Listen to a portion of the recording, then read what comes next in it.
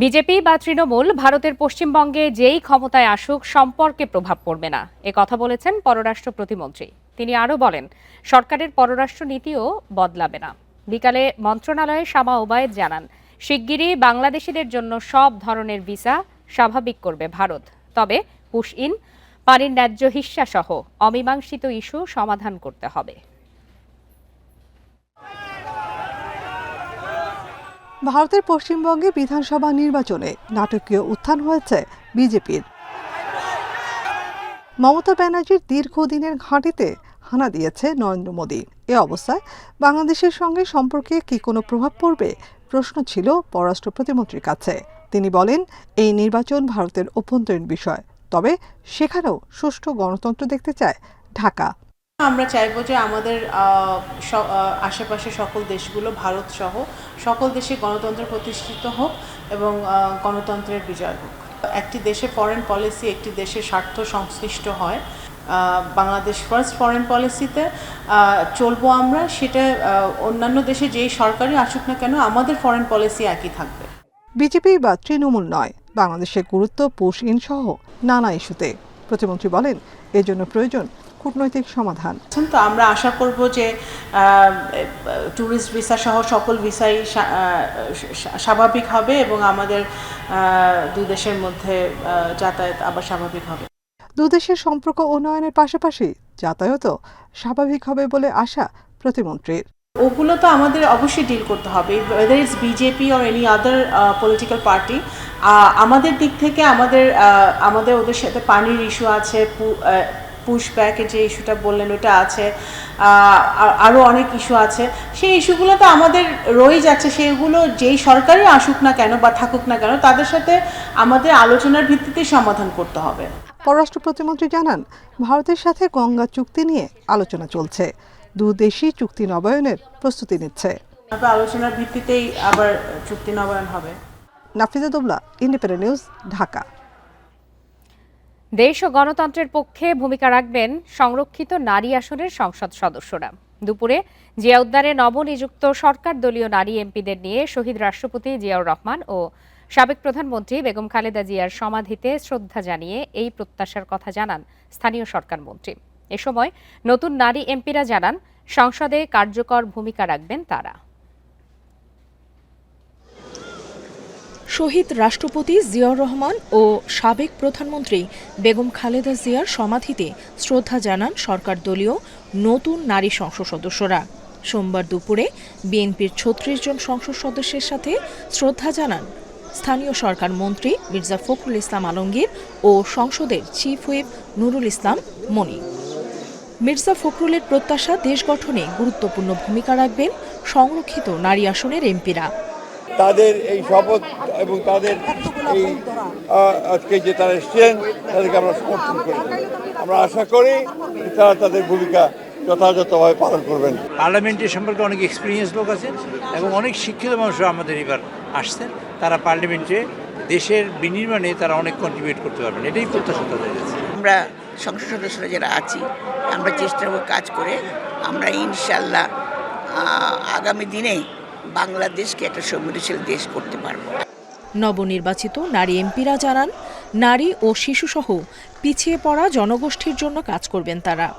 বাংলাদেশে অর্ধেকের বেশি নারী, সেই নারীদের যেখানেই অসঙ্গতি দেখব সেইটা নিয়ে সোচ্চার থাকবো। জনগণের জন্য কাজ করা, জনগণের তরে কাজ করা, জনগণের কল্যাণে কাজ করা। যেসব পিছিয়ে পড়া জনগোষ্ঠী আছে তাদের নিয়ে সংসদে কথা বলতে চাই।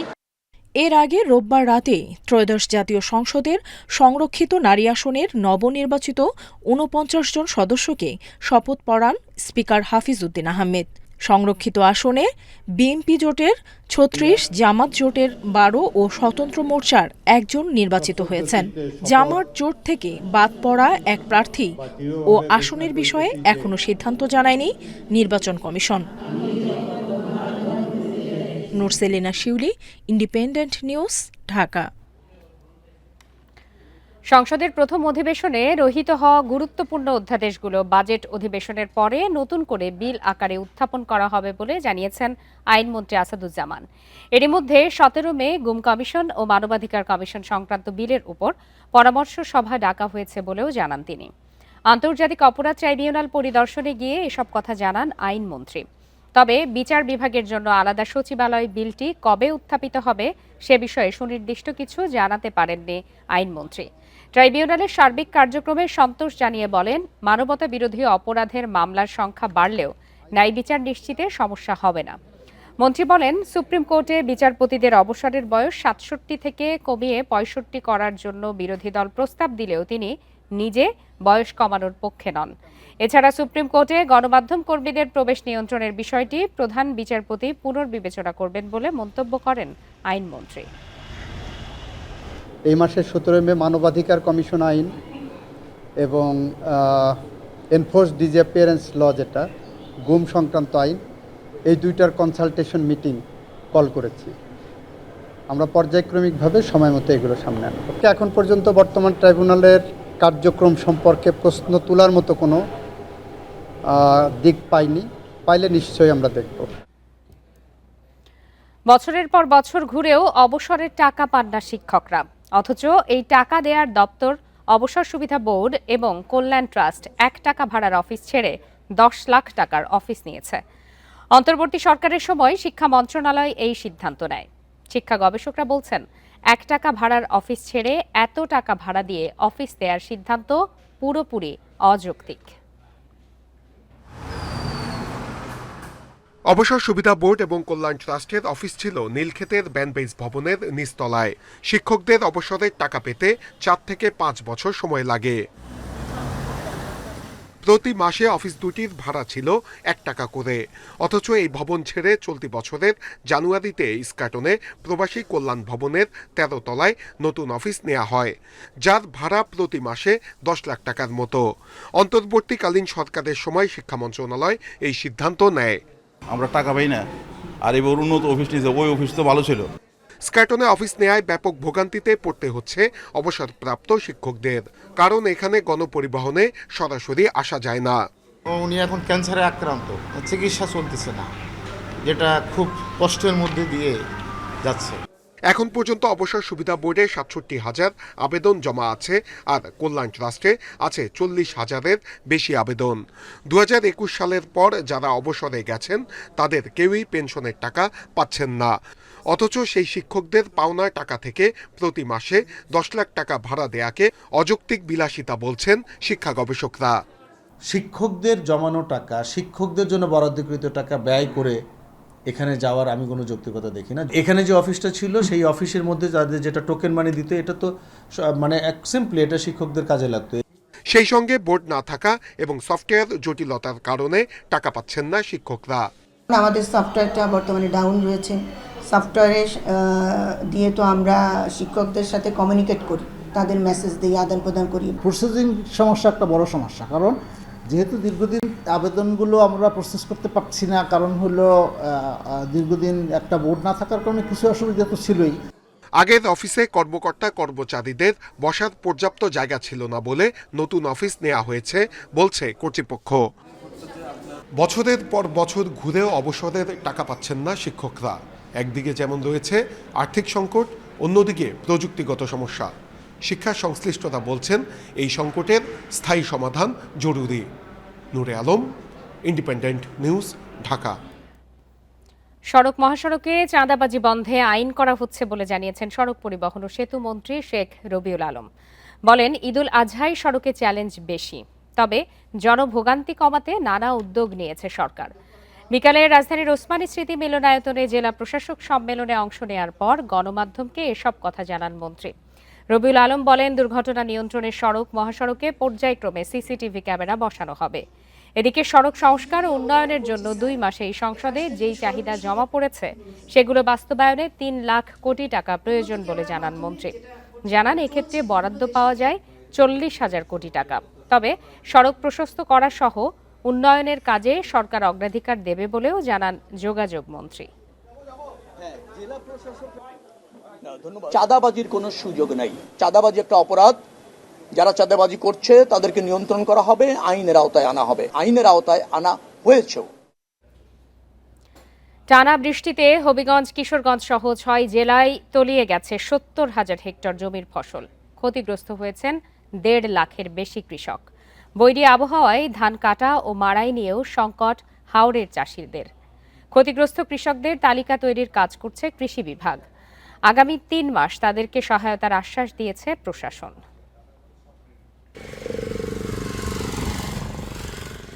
সোমবার হাওড় অঞ্চলে বৃষ্টি কিছুটা কমলেও এখনও পানির নিচে হাজার হাজার হেক্টর জমির বোরো ফসল।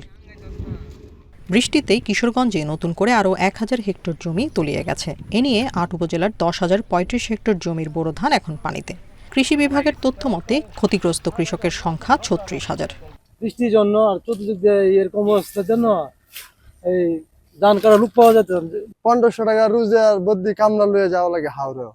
২টা ৪টা মুড়ি 10টা মুড়ি কাটলে বেটারে টাকা দেওয়া লাগে। হবিগঞ্জের ৫ উপজেলায় এবছর ১,২৩,৬৪৪ হেক্টর জমিতে বোরোর আবাদ হয়েছিল। এর মধ্যে প্রায় ১৩,০০০ হেক্টর জমির ফসল হারিয়ে ক্ষতিগ্রস্ত অন্তত ২০,০০০ কৃষক। গলা ভান্ডি থইরে গেছি, হাঁটতাম পারি না। ইটা যদি আজকে হাঁটিতে হাঁটলাম, আর না হলে কোনো ইটাও আজকে হাঁটতে পারতাম না। ১ বিঘা জমি হাঁটাইতে ১০,০০০ টাকা লাগে। এখন যে ধান ভাইমু এগুলা কোনো ১ বিঘা জমি শ্রমিক টাকা হবে না। নেত্রকোনায় শ্রমিক সংকটে ৮,০০০ হেক্টর জমির পাকা ধান কাটতে পারছেন না কৃষক। মোট ২২,৩৪৮ হেক্টর জমির ধান পানির নিচে। কৃষি বিভাগ বলছে জেলায় ক্ষতিগ্রস্ত কৃষকের সংখ্যা ৬৯,০০০। আবহাওয়া অনুকূল না, আবহাওয়া কিন্তু আমাদের পুরোপুরি ছাই না। এই সময় যখন ধান কেটে কিন্তু তারা আবার ওই ধানগুলো ম্যানেজমেন্ট করতে পারছে না। অনেক ধান নষ্ট হয়ে যায়। আপনারা দেখবেন যে মাঠে গেলে অনেক ধান কিন্তু অঙ্কুরিত হয়ে যাচ্ছে বা নষ্ট হয়ে যাচ্ছে। এই জন্য একদিকে টাকা খরচ করে ধান কাটলো, আবার দেখা যাচ্ছে যে সেটা আবার ধানটা ম্যানেজমেন্ট করতে পারছে না। মৌলভীবাজারে প্রতিদিনই বাড়ছে বিভিন্ন হাওরের পানি। প্রায় ৪,০০০ হেক্টর জমি পানিতে তলিয়ে গেছে। পুরোপুরি নষ্ট হয়েছে ২,৪৪১ হেক্টর জমির বোরো ধান। ক্ষতিগ্রস্ত হয়েছেন ১৮,০০০ কৃষক। মানুষের খাটতে পারে না, ঠান্ডার লাগি, কোমর ভানি, গলা ভানি কোনো খানো। সুনামগঞ্জে বিভিন্ন হাওর ও নিচু এলাকায় ২০,১৬০ হেক্টর জমির ধান তলিয়ে গেছে। এর মধ্যে পুরোপুরি নষ্ট হয়েছে ২,০৪৭ হেক্টর জমির ধান। প্রাথমিকভাবে ক্ষতিগ্রস্ত ২৬,৪৭৯ জন কৃষকের তালিকা হলেও এ সংখ্যা আরও বাড়বে বলে জানায় প্রশাসন। প্রায় ১২৫ কোটি টাকার ক্ষতিগ্রস্ত তালিকা আমরা এখন পর্যন্ত করতে পেরেছি। কাজটা এখনো চলমান রয়েছে। আমাদের যে মাননীয় সংসদ সদস্যবৃন্দ তারা এই বিষয়গুলোতে আমাদের সহযোগিতা করছেন। ব্রাহ্মণবাড়িয়ার ৫ উপজেলার মধ্যে শুধু নাসিরনগরে ৩০০ হেক্টর জমির বোরো ফসল বৃষ্টিতে তলিয়ে গেছে। জেলায় ক্ষতিগ্রস্ত হয়েছেন ১৫০০ কৃষক। Tania Nasrin, independent news. রাত ৯টায় বাংলাদেশে এবার জানাবো খেলার খবর। তার আগে জানাবো শিরোনাম। আঞ্চলিক ক্রিকেট সংস্থা ভেঙে দিল বিসিবি। নির্বাচনী কার্যক্রম শুরু, ৩ সদস্যের কমিশন গঠনের সিদ্ধান্ত।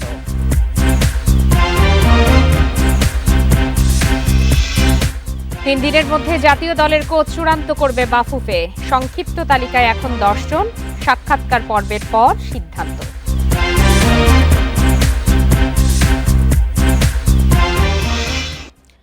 চট্টগ্রাম, বরিশাল ও সিলেটের আঞ্চলিক ক্রিকেট কমিটি ভেঙে দিয়েছে বিসিবি। নতুন করে কাউন্সিলর মনোনয়ন নিয়ে কাজও শুরু হয়েছে। ৩ সদস্যের নির্বাচন কমিশন গঠনের সিদ্ধান্ত হয়েছে বোর্ডের সভায়।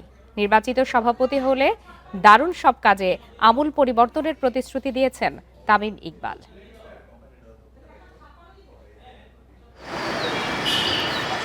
বিসিবির গুরুত্বপূর্ণ সভা শেষ করেই মাঠে তামিম। সভাপতির দায়িত্ব পেয়ে চরম ব্যস্ত, নানা কাজের প্রশংসাও পাচ্ছেন। আবার ক্যাপ্টেন্স কার্ড দেওয়ার পর ক্রিকেটারদের ভাগ করে ফেলার সমালোচনাও শুনতে হয়েছে। অবশেষে সমাধান বের করেছেন তামিম। মিরপুর স্টেডিয়ামে হতে যাচ্ছে লাউঞ্জ। যারা রিপ্রেজেন্ট করেছেন তাদের জন্য একটা ফিক্সড জায়গা হয়ে গেল। ওনারা আসবেন, ওনারা এসে ওনাদের দলকে সাপোর্ট করবেন, খেলা দেখবেন। মাঝে মাঝে যখন খেলা থাকবে না তখন এসে এখানে গল্প করবেন, কফি খাবেন, ব্যালকনিতে বসবেন, মাঠের ভিউ এনজয় করবেন। দারুণ এই কাজের অগ্রগতি তুলে ধরার সাথে তামিম জানান নির্বাচনী কাজের অগ্রগতিও। নির্বাচনে সভাপতি হতে পারলে আরও অনেক কাজ করতে চান। অ্যাডক কমিটি থাকতে করতে পারবো না কিনা এটা জানি না, বাট আশা করি যদি ইলেক্টেড হয়ে আসি ভবিষ্যতে, সামনে তো ইলেকশন, আজকে তো ইলেকশনের আপনারা কিছুক্ষণ পর জানতে পারবেন মিডিয়া রিলিজের মাধ্যমে। ইলেকশনের প্রক্রিয়াটাও আমরা আজকের দিন থেকে শুরু করে দিয়েছি। আজকে আমরা ডিসিশন নিয়েছি। এর আগে বিসিবির সভা হয় প্রায় 2 ঘন্টা। সেখান থেকে 3টা সিদ্ধান্ত এসেছে। চট্টগ্রাম, বরিশাল ও সিলেটের আন্তর্জাতিক ক্রিকেটের কমিটি ভেঙে দেওয়া হয়েছে। নতুন করে কাউন্সিলর ঠিক করার প্রক্রিয়া শুরু হয়েছে। আর 3 সদস্যের নির্বাচন কমিশন গঠনের অনুমোদন দেওয়া হয়েছে। ড্রিঙ্কস ও বেভারেজ স্পন্সর কোকাকোলার সাথে নতুন করে চুক্তি করেছে বিসিবি। আরও 2 বছর থাকছে Coca Cola. Mazharul Islam, independent News. Dhaka premier লিগের প্রথম রাউন্ডে ডিফেন্ডিং চ্যাম্পিয়ন আবাহনীকে 5 উইকেটে হারিয়ে ঢাকা লেপার্ডসের চমক। সিটি ক্লাবকে 5 উইকেটে হারিয়েছে মোহামেডান, জিতেছে legends of Rupganj, prime bank, Gazi group ও বসুন্ধরা স্ট্রাইকার্স। বসুন্ধরা স্পোর্টস কমপ্লেক্সে বৃষ্টি বাঁধার ম্যাচে 30 ওভারে 181 রান তোলে আবাহনী। সাব্বির রহমানের 55 রান সর্বোচ্চ। অঙ্কন ও মেহরাবের 30-এর ঘরে স্কোর, জবাবে ওপেনার জাকির হাসানের 74 রান এগিয়ে নেয় লেপার্ডসকে। জাওয়াদ ও সৈকতের অবদান 20-এর ঘরে, সাথে মিঠুনের 37 রানে 29 ওভার 1 বলে লক্ষ্যে পৌঁছায় লেপার্ডস। বিকেএসপিতে মোহামেডানের বিপক্ষে 37 ওভারে 9 উইকেটে 194 রান করে সিটি ক্লাব। নাইম আহমেদ নেন 4 উইকেট। দীর্ঘ সময় পর প্রত্যাবর্তনে বিজয়ের 80 রান মোহামেডানকে জিতিয়েছে। হৃদয় ও ইয়াসির 30-এর ঘরে রান। অন্যদিকে বিকেএসপিতে গুলশান ক্লাবকে 26 রানে হারিয়েছে বসুন্ধরা স্ট্রাইকার্স। 96 রান করে ম্যাচ সেরা সাইফ হাসান।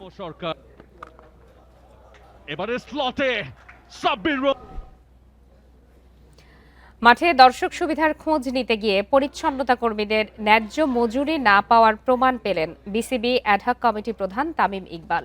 একজন কর্মীর জন্য দৈনিক 650 টাকা বরাদ্দ থাকলেও তারা পান অর্ধেকেরও কম। এই দুর্নীতি নিয়ে ক্ষুব্ধ তামিম, কঠোর হচ্ছে বিসিবি। বাংলাদেশ নিউজিল্যান্ড সিরিজ থেকেই ক্রিকেটের সঙ্গে দর্শক সম্পৃক্ততা বাড়ানোর উদ্যোগ নেয় বিসিবি। দর্শকদের মধ্য থেকে প্রতিনিধি বাছাই করে স্টেডিয়ামে খেলা উপভোগ আরও প্রাণবন্ত করতে তাদের সঙ্গে মতবিনিময়ের পদক্ষেপ নেন তামিম ইকবাল। দর্শকদের স্বস্তির কথা মাথায় রেখে গ্যালারি পরিদর্শনে গিয়ে পরিচ্ছন্নতা কর্মীদের প্রাপ্য মজুরি বঞ্চিত হওয়ার বিষয়টি সম্পর্কে জানতে পারেন। অনেক বাধা ডিঙিয়ে মাঠে গড়ালো ঢাকা প্রিমিয়ার লিগ ক্রিকেট। উদ্বোধনী দিনে বসুন্ধরা স্পোর্টস কমপ্লেক্সে বিভিন্ন দুর্নীতি বন্ধ করার বিষয়ে কথা বলেন তামিম ইকবাল। একটা বড় কারাপশন যখন হয়, এটা নিয়ে আপনি সময় পাবেন, কথা বলতে পারবেন, তদন্ত কমিটি করতে পারবেন, অনেক কিছু নিয়ে ইভেনচুয়ালি ধরতে পারবেন। বাট এই যে মহিলাগুলো যে যারা ধরেন 7,000, 8,000, 10,000 টাকা যারা বেতন পান, যাদের এই টাকায় পুরো পরিবার চলে, তাদের থেকে যদি 500 টাকাও কেউ নেয়, it is a massive crime. আর এই জিনিসটা আমি থাকতে কোনো বিন্দুমাত্রাও ছাড় নেই। পুরো বিষয় নিয়ে কঠিন সিদ্ধান্তের কথা জানিয়েছেন তামিম। প্রমাণসহ ফিনান্সে বিল জমা না দিলে কন্ট্রাক্ট বাতিল হবে সংশ্লিষ্ট প্রতিষ্ঠানের। যে কমিটমেন্ট আপনি এই মহিলাগুলোকে করেছেন, ওগুলো আমার সামনে আপনি ডেকে সবার সামনে দিবেন। তারপর থেকে যদি আপনারা চান তাহলে আমি কন্ট্রাক্টটা অনার করতে পারি, নাহলে ভাই আমি আপনাকে কন্ট্রাক্ট তো ক্যান্সেল করবই করব, আপনাকে ব্ল্যাকলিস্ট করে দিব যে ভবিষ্যতে কোনোদিন আপনি বিসিবিতে কাজ না করতে পারেন। স্বল্প আয়ের মানুষের পারিশ্রমিক নিয়ে অন্যায্য প্রক্রিয়া ও দুর্নীতির বিষয়ে কোনো ছাড় দেওয়া হবে না বলে হুঁশিয়ারি দেন অ্যাডহক কমিটি প্রধান। অন্যায়ের বিরুদ্ধে শুধু কথা নয়, কাজ করতে চান Tamim. Farida Bakhtiara, Independent News. Test series সামনে রেখে মিরপুরে অনুশীলন করেছে পাকিস্তান দল। কোচের দায়িত্বে নতুন শুরু সরফরাজ আহমেদের। শান মাসুদের নেতৃত্বে প্রথম বহরে ঢাকায় আসা ক্রিকেটাররা ওয়ার্ম আপ দিয়ে প্রস্তুতি শুরু করেন। এরপর সূচি মেনে চলে স্কিল ট্রেনিং।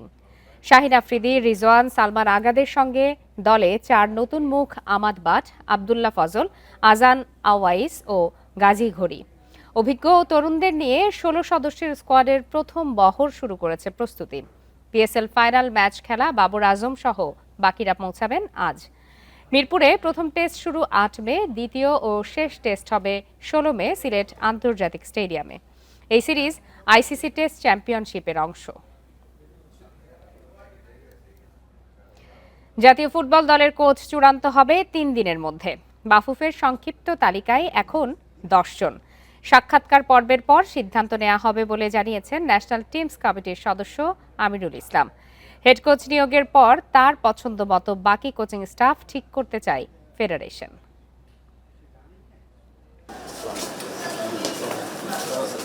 ফিফা কংগ্রেস থেকে ফিরেছেন, পরদিনই বাফুফের জরুরি সভায় তাবিদ আউয়াল।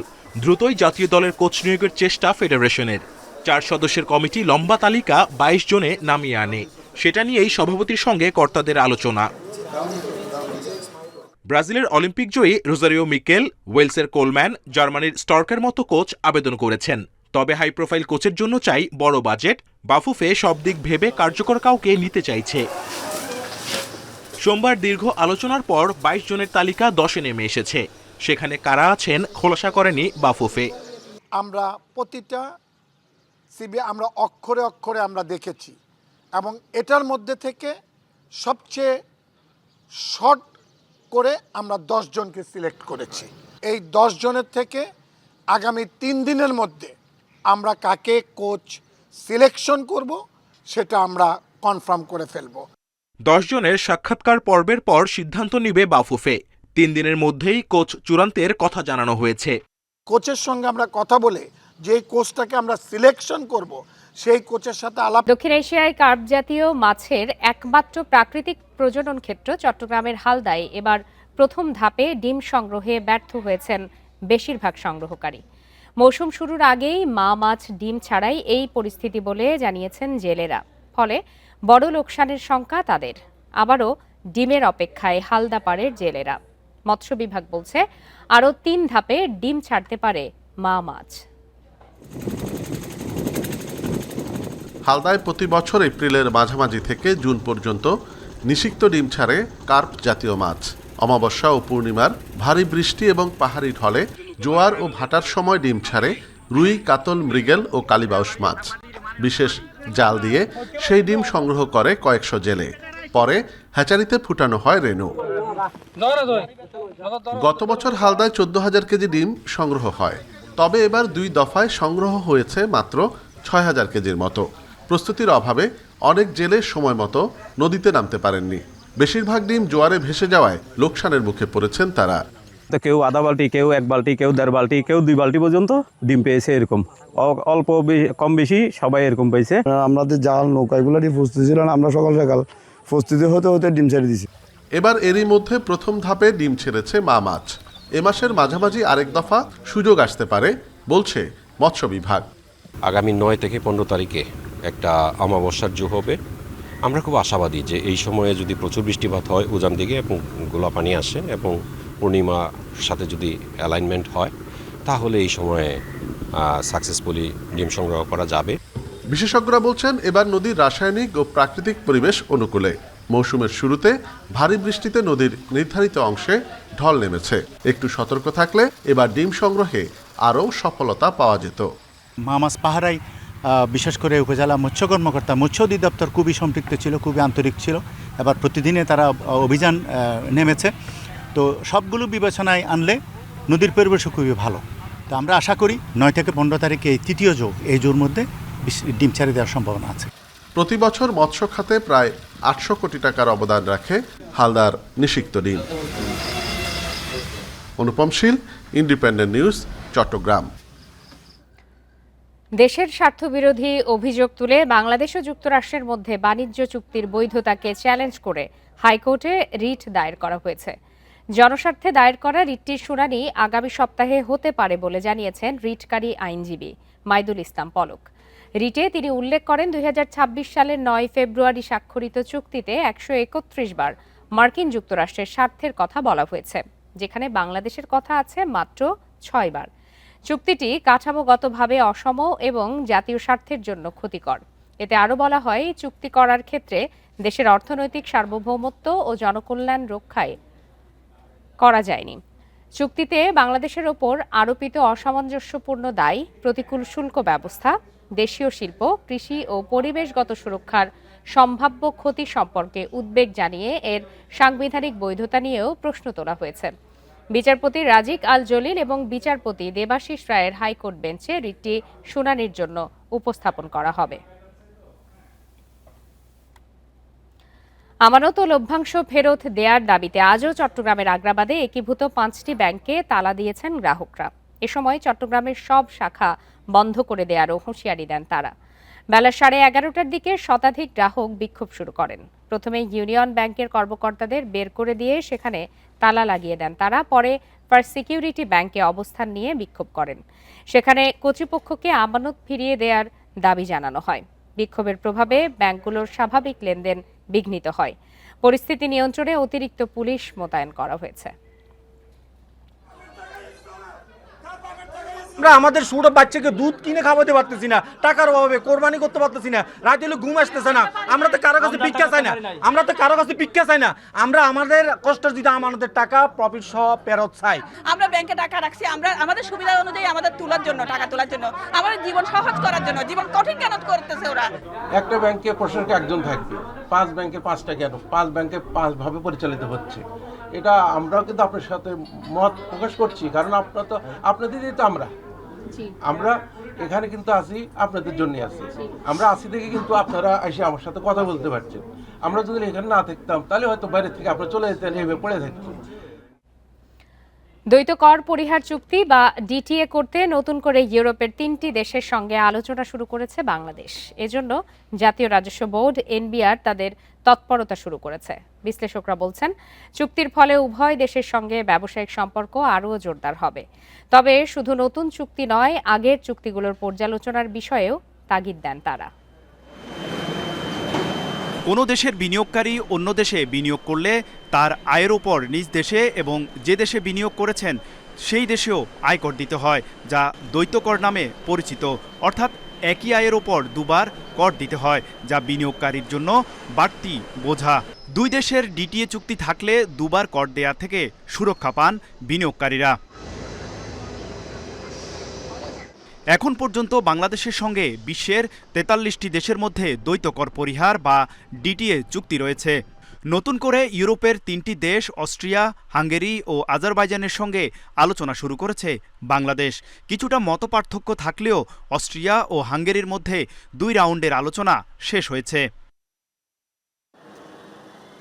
এদিকে 2025-এর ডিসেম্বরে সিঙ্গাপুর ও পাকিস্তানের সঙ্গে চুক্তির পর্যালোচনার প্রথম রাউন্ডের বৈঠক করেছে এনবিআর। আর আগামী জুন মাসের দিকে শ্রীলঙ্কার সঙ্গে প্রথম রাউন্ডের আলোচনাও শুরু হতে পারে। আর কেনিয়ার সঙ্গে ডিটিএ প্রায় চূড়ান্ত পর্যায়ে। আইনগতভাবে কোন দেশে সেটা পরিপালন হচ্ছে সেটা একটা বিষয়, কারণ অনেক দেশই সেটিকে অনার করে, নাও অনার করতে পারে, সে ধরনের চ্যালেঞ্জ রয়েছে। বাংলাদেশে বিদেশে বিনিয়োগ করার যথেষ্ট সুযোগ রয়েছে, সুতরাং সেই সুযোগগুলো নেবার প্রয়োজনে আমাদের এই বিনিয়োগের কাঠামোটাকে হয়তো আরও স্ট্রিমলাইন করা এবং মানে যেটাকে আমরা বলি ওভারসিজ ইনভেস্টমেন্টস, বাংলাদেশে ওভারসিজ ইনভেস্টমেন্ট, সেই সংক্রান্ত আলাদা নীতি কাঠামো দরকার। দ্বৈত কর চুক্তি বিদেশি বিনিয়োগ বাড়াতে গুরুত্বপূর্ণ ভূমিকা পালন করবে বলে মনে করেন আয়কর বিশ্লেষকরা। ডাবল ট্যাক্সেশন এগ্রিমেন্ট যদি না হয় তাহলে দেখা যায় দুই দেশের মধ্যে ট্যাক্স দিতে হচ্ছে, সেটার জন্য তো আসলে তাতে আমাদের আন্তর্জাতিকভাবে বিদেশি বিনিয়োগ প্রলম্বিত হবে বা বিদেশি বিনিয়োগে বাধাগ্রস্ত হবে। সেক্ষেত্রে যদি ডাবল ট্যাক্সেশন এগ্রিমেন্ট থাকে তাহলে বিনিয়োগের জন্য অনেক সহজ হবে। সাধারণত ডিটিএর মতো চুক্তির জন্য 3 থেকে 4 রাউন্ডের আলোচনা হয়, আর চুক্তিতে উপনীত হতে কয়েক বছর পর্যন্ত সময় লাগতে পারে। তৌহিদ রানা, ইন্ডিপেন্ডেন্ট নিউজ, ঢাকা। শেষ করছি আজকের বিরতির রাত 9টায় বাংলাদেশ। ধন্যবাদ সবাইকে।